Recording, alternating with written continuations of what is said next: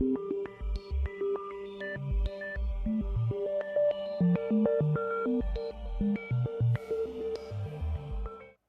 listening to Northwest Tech Show on KMUZ. I'm Dave Duncan, and today I'm joined by James Masnov, intellectual historian, author, and adjunct professor. Hello, James. Hello.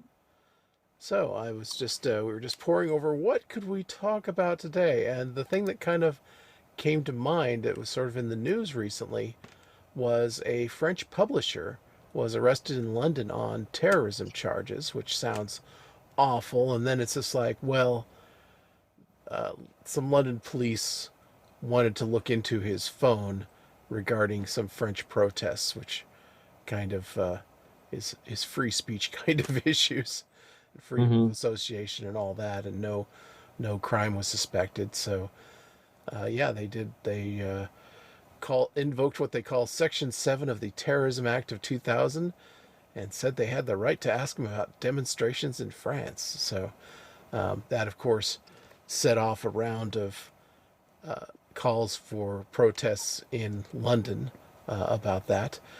He was released on bail, so that probably took a little bit of the heat off of it. But, it just reminded me of just kind of the strange state of affairs there is for in the United States for just like randomly grabbing someone's phone when either on a police stop or when crossing borders. So, uh, are you familiar with what is kind of the justification for suspending a lot of rights at the border in terms of shaking people down, make sure they're not. I guess my impression was it was to stop them from smuggling physical items.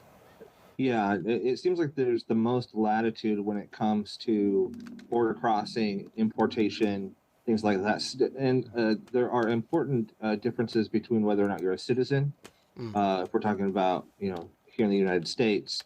Some of the other differences that I picked up on right away as you were describing what happened in France are just that we should remember that there are not the kind of free speech protections as risk as they often are here at home. They don't even exist in many parts of the world, including places that I think a lot of Americans assume they do, in the Western world, quote unquote. Places like France and England, they don't have a First Amendment like we do. They don't have constitutional protections on assembly, communications, speech, and press the same way that the United States does. And so that puts them ever more at risk, even as we see risks to those things here in the United States. That's even arguably even more true in these other places. It seems like they must have something, or there would not be an outcry in the press Oh, when they sure. wouldn't I'm even have sure a that, press. So sure. I'm sure that they have some basic parliamentary statute laws, laws that have been passed, but they don't have necessarily the same kind of constitutional protections. Is all I well, mean. let's talk to the U.S. since that's where we live, Yeah. and as you say, we have some issues here. Like one of the rather strange distinctions that's been drawn in recent years, and different districts, different federal courts have ruled differently on this, is that in some cases in some areas it's considered a testimony against yourself to give up a password to a cell phone or such, Mm-hmm. and some it's not. And I guess the real big difference is between if you can unlock something with your face or fingerprint versus a password. I think a password has gotten the most protection Mm-hmm. because it does on the face of it seem like testimony. It's something that's only in your head, as opposed to a physical trait that has lesser protections. Right. Yeah. Right. Absolutely. So besides that, though, just I've always been a little baffled about saying that here you are, you're not pulled over or suspected of anything. You're just going on a plane trip to Europe or something, and maybe or someone is coming in on a plane from Europe and they want to look at your phone. I think there's a couple of levels to that. One is just I've heard of just, hey, just turn it on so we can see that it is actually a functional computer and not Mhm. a phone or laptop shaped bomb. Right. So there's that. They're X-raying things, of course, and that also has some detection of whether, okay, does this look like a motherboard or something else that's inside here. But just the idea that, hey, we've got a right to loot through your data just kind of seems to fly in the face of the whole purpose of customs, Yeah, because absolutely. it seems like data, you can download that encrypted from anywhere in the world. So do you have any sense of that, or referred of any cases, or know any principles on which these kinds of distinctions are based on, why that's supposedly okay? Uh, well, again, it may be different at border checkpoints, but I do know that I can't cite the case by name, but a handful of years ago, the Supreme Court did assert the need for a warrant in general circumstances to access a phone. So there are beginning to be seen these sort of constitutional protections incorporated into these kinds of controversies, which I think are interesting because at the same time, what we're seeing now, if you look at things like the Pentagon leaker that just happened, Mm. you have the federal government arguing it needs to have more access to private conversations online. So, as the Supreme Court, in some ways, are strengthening privacy laws for citizens on one hand, you have other branches of the government pushing for more access into people's private lives. For, of course, ostensibly national security reasons, but as we know, those kinds of reasons, even if they begin in a legitimate way, they often become, uh, they transform into illegitimate practice pretty quickly. Yeah, I mean, to dive a little deeper into the most recent Pentagon leak, which I believe was sitting on a Discord server, gaming server, for uh, many months, and you know, and the motive appeared to just be, I don't know, status or something, and educating his friends on what was really going on in Ukraine. Mm-hmm. And so it was kind of interesting because I was just listening to some coverage talking about one of the things that was really stood out was just how mundane and ordinary most of the information was, that it seemed like things that should not have been classified.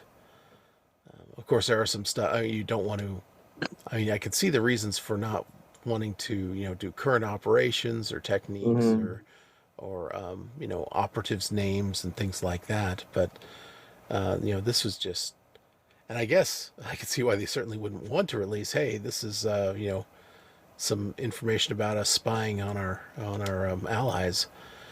Well, there's that. The one part of it just completely reminded me of Daniel Ellsberg and the Pentagon Yeah, Papers, in that I think uh, the similarity with that is that, yeah, it's information that simply makes the US government look bad.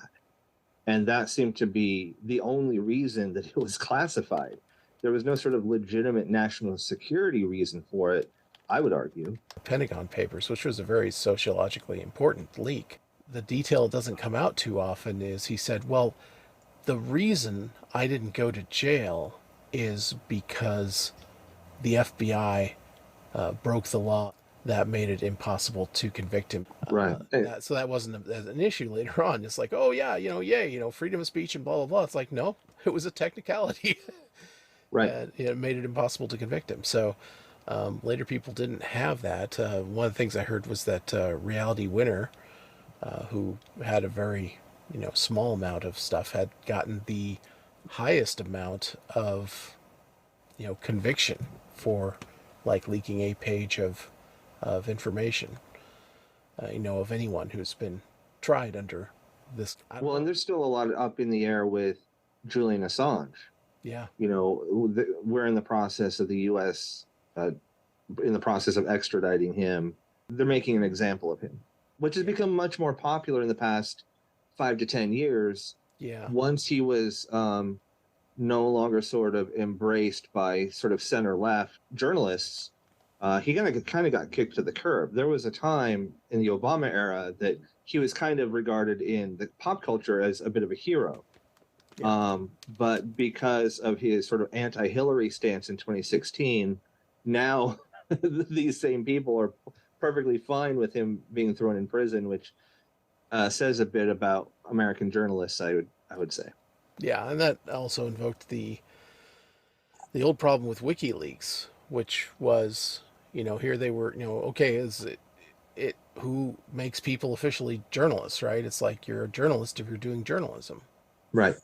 and in their case, it's like, okay, well, we can't stop the journalism, but I can call my friend over at the credit card processing companies and saying, hey, why don't you just like cancel their ability to raise funds? Yeah. Don't let anyone donate money to them. Which, by the way, I think that's the sort of new frontier of civil rights issues. Will be Yeah. the one's rights to make a living, essentially. Yeah, yeah. And the right to contribute to legal causes that you want to support. Exactly. And just saying, yeah, well, we're going to throw mechanical difficulties in your way, that uh, does seem to be a problem Hmm. structurally. All right. Well, I kind of want to come back to the passwords. Hmm. Like, I think one of the distinctions that was interesting that seemed a little more sensible was someone at a border crossing had his laptop on, and someone saw on his desktop a bunch of names that implied it was child porn, and then he locked his laptop, and they were in the got contempt of court stuff for not giving up his password. And I think in that case, that to me seemed like a good application, just in that they someone had already witnessed signs of criminal activity on his laptop. Hmm. So that was a little more, that was a little closer to, and you know he didn't deny it was his laptop. So that's the other thing. Sometimes one of the defenses in saying I don't want to give up my password is because then it shows that I owned it, right? If I That's just the act of and interesting things can happen. Like, it's like, okay, the prosecution can just say, well, we're not going to use the fact that you gave us a password to indicate this is yours, because we have all sorts of other evidence that's yours, Hmm. right? And so making those kinds of assurances can bypass these self-incrimination things, which is interesting. If you tell someone you're not going to prosecute them based on their testimony, then that your understanding that waives a lot of right to not self-incriminate? Oh yeah, the most often. That's what most often happens, is that almost any kind of version of a plea deal whatsoever is that you are surrendering your Fifth Amendment right of Oh, against self-incrimination. That's the whole idea of it, and basically it's a carrot to wave in front of somebody, to usually to avoid jail time or something like that. And I can only imagine what that would be like, though, regardless of the circumstances, to not have that Fifth Amendment privilege, to be in such a circumstance where it makes more sense to give that up. And I guess that's the thinking behind it. yeah. Um, Another thing about border crossings, which are kind of reduced areas of rights, I think under the principle that you're voluntarily leaving the U.S., and so it's okay to have this border zone where you have reduced rights on your way to having no rights or something, Mm-hmm. and saying that that's 100 miles from every border, which I think includes about 20% of the population. Mm-hmm. Right. So I mean, that would mean here in Salem, where we could be, border patrol could stop us on the basis that this is a border zone, which just seems really bizarre. Yeah, I'm not entirely clear on the history of that, but my understanding is that if it wasn't invented, it was at least bolstered significantly after 9/11. Yeah, My understanding is that that that's what I that heard about it. Yeah. Yeah, they seem to overlap or be part of the initiation of the Homeland Security Yeah. Department. I mean, yeah, there wasn't a Homeland Security Department before that. Right. um, that's also kind of a point of interest for me is you know, kind of summoning into existence something like Homeland Security or what was was the customs customs at the border was handled differently before 9/11. We have the Immigrations and Customs Enforcement Agency that was only founded in 2003 from the Homeland Security Act. It just, what is, do you have a sense of, or a take on what it means to kind of summon whole new agencies out of the blue, and you know how it that affects our rights? Well, I think there's an important debate to be had, which happened. It wasn't that there was no debate, but it was very quick. It went away quick. When the Department of Homeland Security was formed, there were all sorts of people, not just sort of, you know, right wing conservatives who hate big government, but also civil libertarians who were like, well, this Department of Homeland Security, is this extra layer of government bureaucracy actually going to help, or is this going to just add to the problem? And I do believe that, we've seen instances of that, especially because it's so broad Yeah. that it overlaps with everything, including the intelligence agencies. And the intelligence agencies have been supercharged in the past 20 years as well, under every administration. This has been a bipartisan Yep. project. Yep. Um, I, I think, to get to the root of your question, really, I think the answer is that there's been this unbelievable outsourcing of responsibility from Congress to other agencies, to administrative agencies, sometimes to intelligence agencies, and newer agencies, whether it's ICE or Department of Homeland Security. I'm pragmatic. I know that we need certain administrative agencies. It's the modern world. Congress can't write every single, they can't dot every I and cross every T. I understand that, but they have outsourced their responsibility so much that I think that that's a big part of the problem that we've seen in recent decades. And there's even a constitutional argument to be made. John Locke, this is in the late 1600s, said, when he wrote about the legitimacy, what defines a legitimate government, and this was a huge influence on people like Jefferson, was that the only government that's legitimate is one that recognizes and protects the rights of its people. And doing that is creating just laws. And with that in mind, a legislative power, this is Locke said, a legislative power can create laws. It can't create a second Congress. Interesting.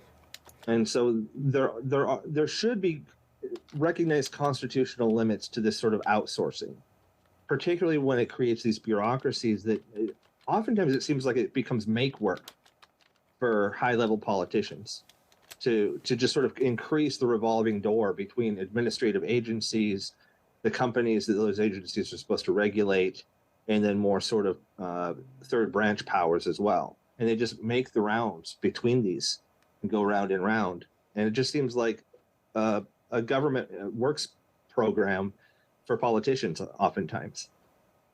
Yeah, there.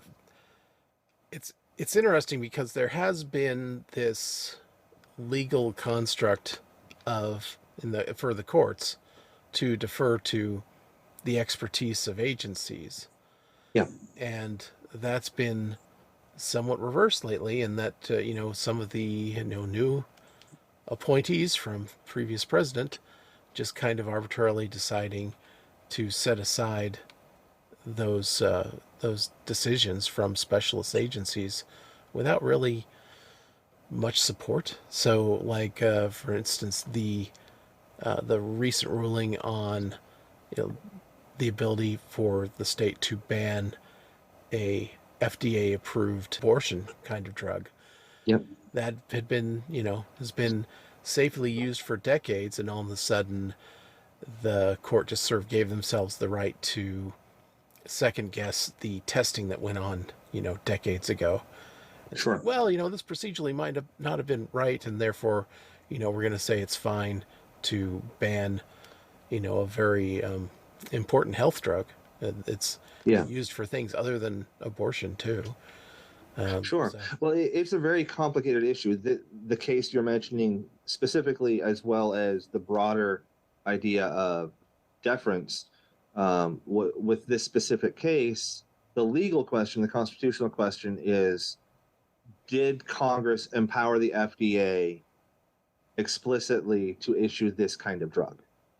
That's the question. And and the court is sort of struggling with that. And I think it's rather up in the air which way they're going to go. But the thing to be said about this idea of deference is that there's a growing sort of membership of the court that is starting to move away from this deference to administrative agencies. But it was also legal conservatives who pushed for this deference 30 years ago. So interesting. this was a conservative.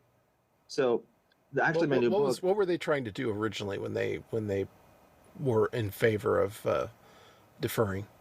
Yeah, and my new book talks a little bit about this, in that this is not even a bipartisan issue, but like depending on the era, it's gone back and forth over and over and over again. So the specific thing that we're talking about, it's called Chevron deference. And in the early '80s, there was a deference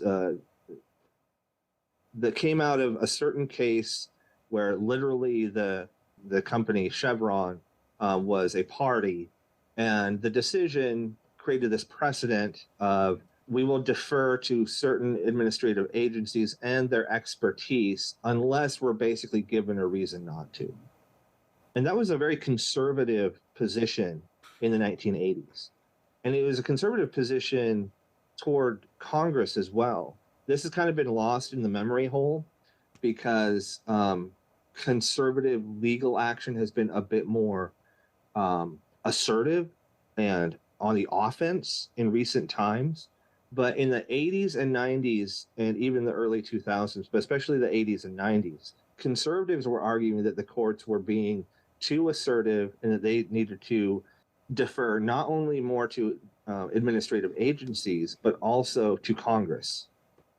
And so, interestingly enough, it was conservatives in the 80s that were arguing that, well, if the Congress voted for this certain law, the court shouldn't second guess it. That was a conservative argument in the 1980s, and it was actually left of center Democrats who were arguing against it.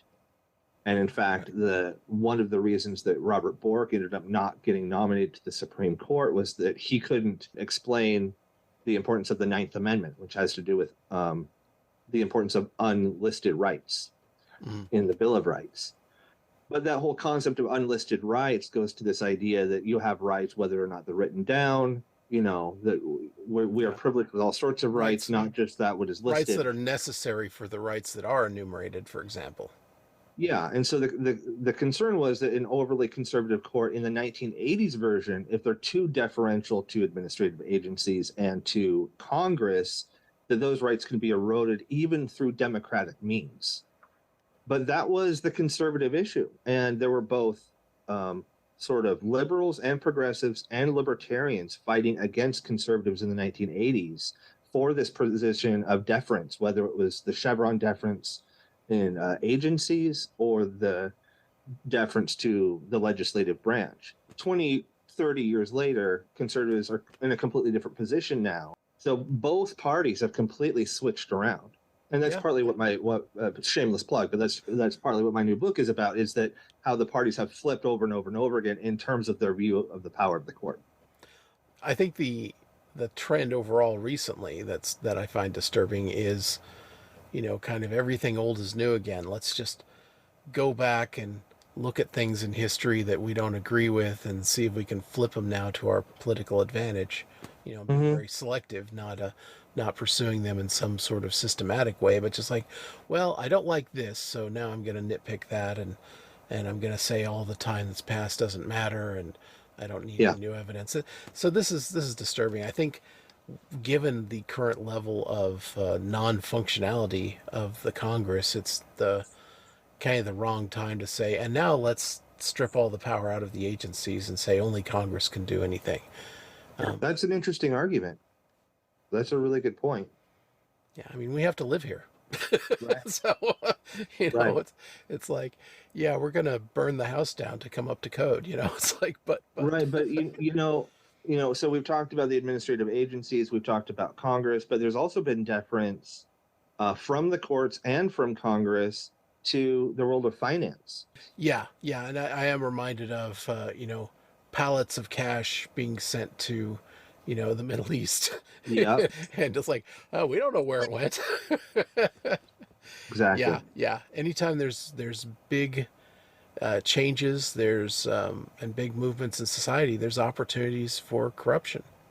That there's lots of moments, and to some degree, it's like, okay, well, again, if the alternative is burning down the house, to some degree we have to live with it. But it would be nice to see a little more effort going into these things, knowing that every time these things happen, there's a huge amount of corruption.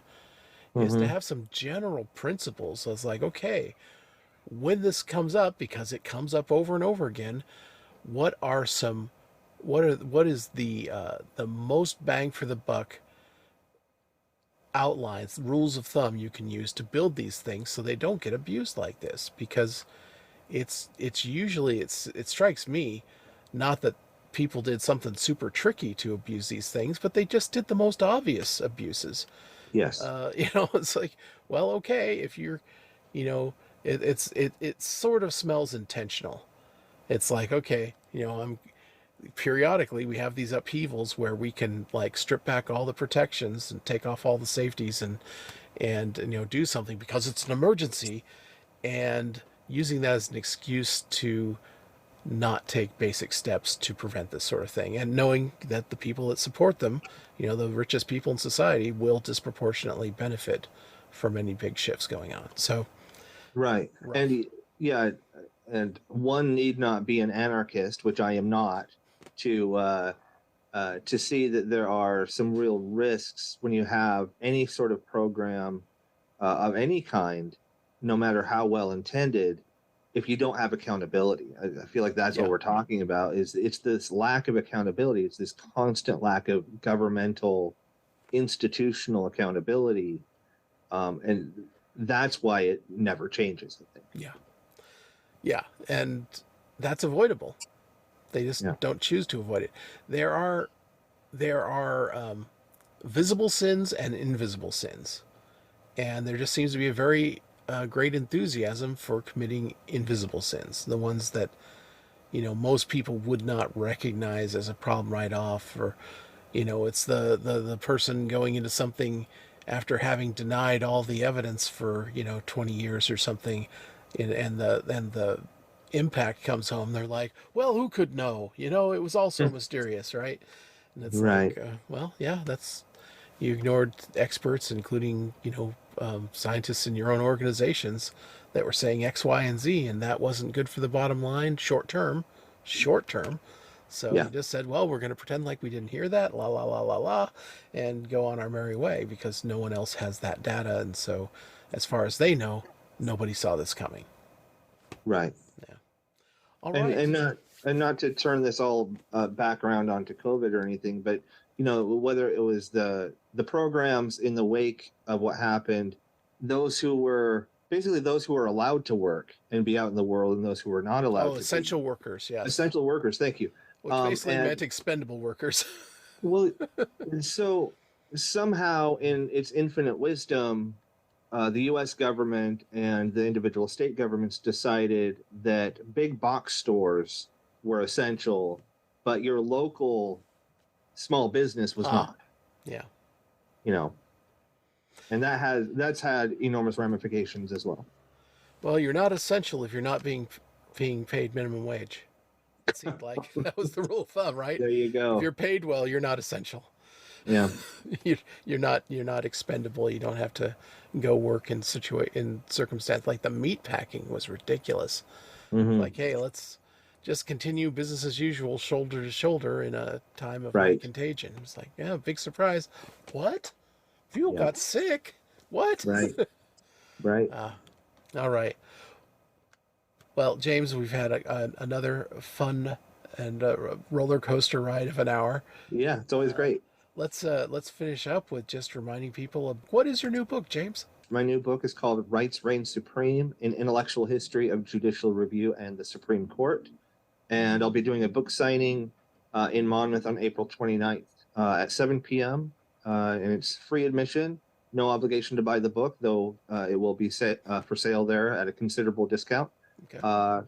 So please feel welcome to come check it out. And that was the Sippery in Monmouth.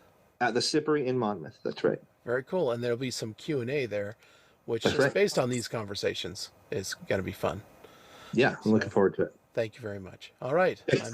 I'm Dave Duncan. I've been talking to James Masnov, intellectual historian, author, and adjunct professor, and author of the new book, Rights Reign Supreme. Thank you, James. Thank you. All right, moving on to a Creative Commons clip from the good folks at twit.tv. This will be Security Now 920, Stolen Chat GPT Accounts. This is Twit. Now we're seeing, almost not surprisingly, a growing black market for Chat GPT accounts, which I thought, what? The best way for me to introduce this next topic is to just read what Checkpoint Research posted last week. Their headline was, New Chat GPT 4.0 Concerns, a market for stolen premium accounts. And they said since December of 2022, Checkpoint Research has raised concerns about ChatGPT's implications for cybersecurity. Remember, and we talked about some of this before, where they used it both to try to reverse engineer for them some code, which it did not do a good job at, or writing code, which unfortunately we know it does do a good job at. So they said now Checkpoint also warns that there's an increase in the trade of stolen ChatGPT premium accounts, which enable cyber criminals to get around OpenAI's geofencing restrictions to obtain unlimited access to ChatGPT. The market for account takeovers, generically ATOs, stolen accounts to different online services, is one of the most flourishing markets in the hacking underground and in the dark web. Traditionally, this market's focus was on stolen financial services accounts, banks, online payment systems, and so forth, social media, online dating websites, emails, and more. They said since March of 2023, which, was 4 weeks ago, Checkpoint sees an increase in discussion and trade of stolen ChatGPT accounts with a focus on premium accounts, including leak and free publication of credentials to ChatGPT accounts, trading of premium ChatGPT accounts that were stolen, brute forcing and checker tools for ChatGPT, meaning tools that allow for brute forcing, that allow cyber criminals to hack into ChatGPT accounts, and ChatGPT accounts as a service, dedicated service that offers opening ChatGPT premium accounts, most likely using stolen payment cards. So, why is the market of stolen ChatGPT account on the rise? What are the main concerns? They said, as we wrote in previous blogs, ChatGPT imposes geofencing restrictions on accessing its platform from certain countries, including Russia, China, and Iran. Recently, we highlighted that using ChatGPT AI allows cybercriminals to bypass different restrictions as well as use of ChatGPT's premium account. All this leads to an increased demand for stolen ChatGPT accounts, especially paid premium accounts. In the dark web underground, where there is a demand, there are smart cybercriminals already taking advantage of this business opportunity. Meanwhile, during the last few weeks, there have been discussions of ChatGPT's privacy issues, with Italy banning ChatGPT and Germany now considering a ban as well. Excuse me. We highlight another potential privacy risk of this platform. ChatGPT accounts store the recent queries of the account's owner. So when cybercriminals steal existing accounts, they gain access to the queries from the account's original owner. This could include personal information, details about corporate products and processes, and more. And Leo, on the first of the three podcasts where Ant co-hosted, we covered the story of Samsung's employees on 3 separate instances uploading, wanting to get the advantage of ChatGPT's thoughts, in air quotes, about something. What are your thoughts? What are your thoughts? They uploaded Samsung proprietary information in order to get ChatGPT to tell them what it thought. Oh, Lord. And after 3 instances of that, Oh, Samsung, God. I know, has shut down. They imposed a 1K limit on the transactions with ChatGPT and said they are looking into measures for bringing a ChatGPT facility into their internal corporate network so that you won't have to go on the public internet in order to use it. I wonder, though, if there's any evidence that ChatGPT does save that information. I think not evidence, but for example, here was just here was the point being made that if an account is stolen, then the past queries are apparently it available. saves a certain number of past queries on right chat, through, but not through all the of them. API. It resets right. it. Yeah, this is what I got in Italy. Accesso a ChatGPT disabilitario per gli utenti in Italia. Then this is actually from the ChatGPT folks. They posted an English one as well, which is nice. But yeah, I thought, well, I heard that, so I said, well, let me try to use it because I have an account. It said, no, we regret to inform you we've disabled ChatGPT for users in Italy. Oh, that's right. I forgot that's where you just were. I was in Italy. I tried to use it because we covered the news that Italy was saying it represented a privacy threat. And so they were just not going to make it available. Right. Sorry about that. We're just saying no. It's the same question, though, is, and ChatGPT denies it. They say, well, we don't scrape everything. We scrape stuff that's publicly available. Right. So if they don't save stuff and they only scrape public stuff, I don't know if there really is any. It's just in fact, that was the point we made on the podcast, was it's really just a different kind of spider than Google, Yeah, it's a which spider. is indexing and saving the entire web. Right. And, it just is it has a conversational interface instead of one that's just sort of, put in some keywords and see what hits you. Exactly. This stuff will shake out. I don't think I think it's a short-term issue. And you're listening to Northwest Tech Show on KMUZ. That was a Creative Commons clip from the good folks at twit.tv. That was Security Now 920, talking about a rise in stolen ChatGPT accounts. So, yeah, this is interesting. I did not realize that they were doing geofencing to keep it out of Russia and China and Iran. And I hadn't heard about the blocks and upcoming blocks for Italy and Germany. So interesting. But yeah, we did talk about the Samsung leak where, and by leak, I mean, employees legitimately uploaded large amounts of proprietary information to ChatGPT, and some of that information is leaking out to other users. So they had some problem with going across accounts. It was interesting to see that they have the history of your activity as part of the ChatGPT. So that doesn't mean it's storing it or it's stored locally, but I think that means it's being stored online. And which makes sense, because otherwise how could it leak cross account if it wasn't doing that, unless it did it just like exactly at the same time, which I suppose is possible.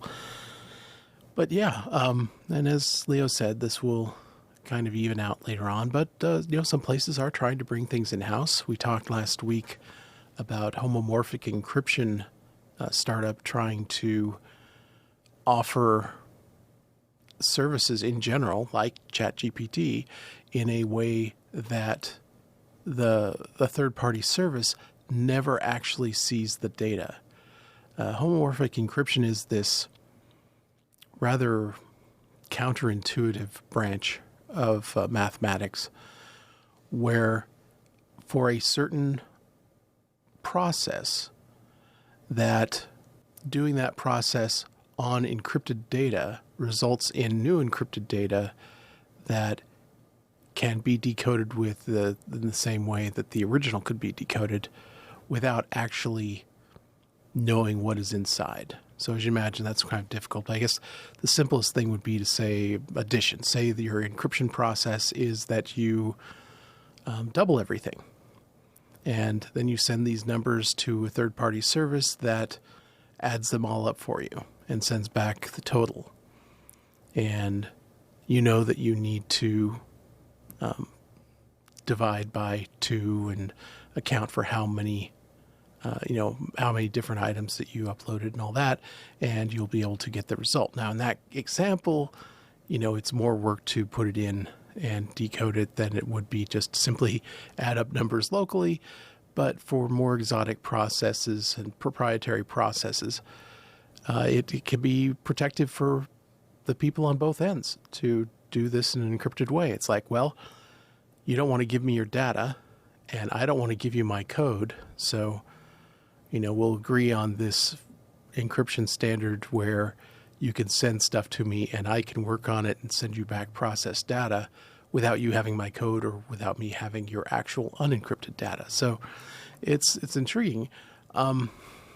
It does, to me, have the slight whiff of snake oil, because a lot of times things are promised that are kind of, sort of possible, but not actually practical. Like, say, I was seeing a clip the other day on MoviePass where they were giving out, for $10 a month or something, they were giving you unlimited movie passes. And the real weird thing about this is they had no deal with the movie theater. So the company was actually paying retail for these tickets and then selling them at a discount to people. And the idea was supposed to be, well, we're going to get all this data about what movies people are going to see, and it's going to make all this difference. And it was just credible enough that investors dumped money into it and basically subsidized a business that never had a chance of making money. And so sometimes these promises, you can't, learn about just like at a surface level, what crypto is capable. Like, it is possible to play a fair game of poker over the phone using math, where you can verify the cards that people show without knowing what the cards were when they were undisclosed. So a lot of counterintuitive things are possible, with math.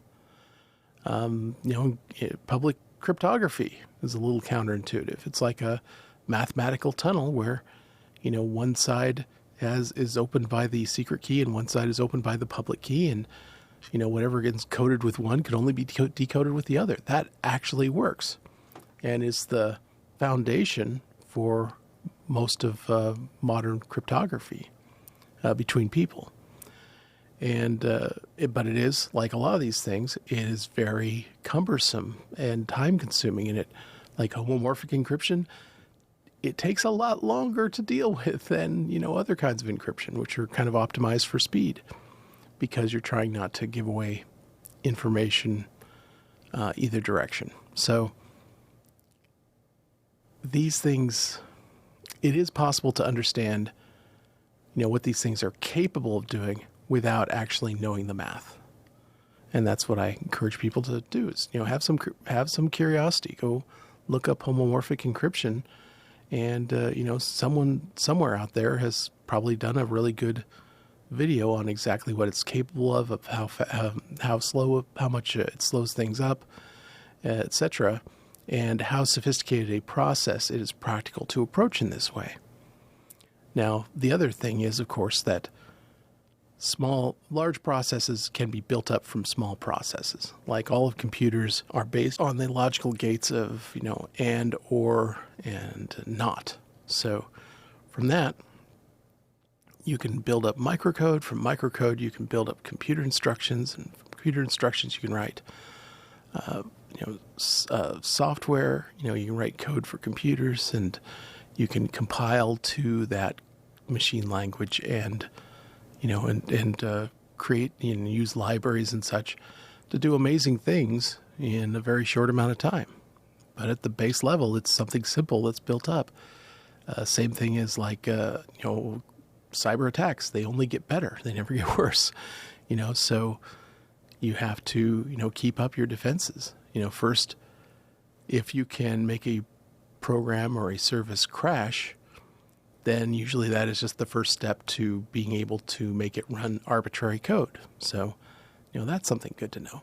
Let's wrap up a bit early. So I'll just say you've been listening to Northwest Tech Show. I hope you continue to follow along with us and just understand that, knowledge on these sorts of things leads to better outcomes at home, at work, and in your civic engagements. I hope you'll join us next Wednesday and every Wednesday, noon to 1 o'clock, to continue these conversations on Northwest Tech Show.